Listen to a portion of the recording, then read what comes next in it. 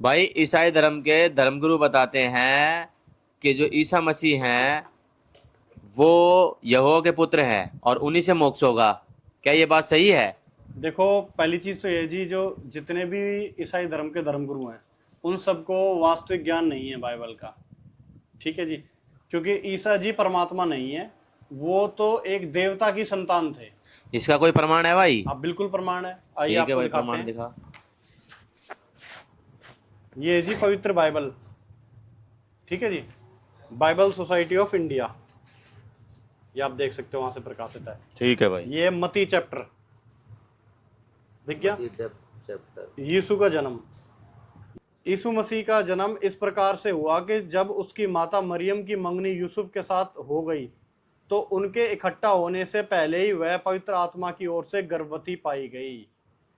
अतः उसके पति यूसुफ ने, जो धर्मी था और उसे बदनाम करना नहीं चाहता था, उसे चुपके से त्याग देने का विचार किया।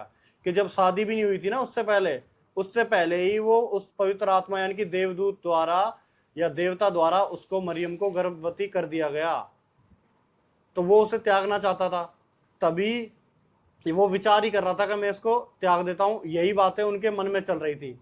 जैसे आप पढ़ सकते हो कि जब वह इन बातों की सोच में ही था तो प्रभु के स्वर्गदूत यानी कि उस देवता ने उसे स्वप्न में दिखाई देकर कहने लगा, वह देवता उससे, हे यूसुफ, दाऊद की संतान, तू अपनी पत्नी मरियम को अपने यहाँ ले आने से मत डर, क्योंकि जो उसके गर्भ में है वह पवित्र आत्मा की ओर से, यानी कि वो उस देवता की ही संतान था और वह पुत्र जनेगी, तू उसका नाम यीशु रखना।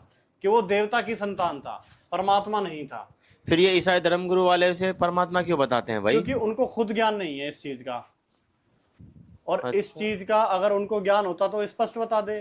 कि ऑर्थोडॉक्स जूइश बाइबल अगर आप पढ़ेंगे यूब चैप्टर में, तो उसमें बता रखा है, सी एल इज कबीर, के वह परमात्मा कबीर है जिसने पूरी सृष्टि रची है।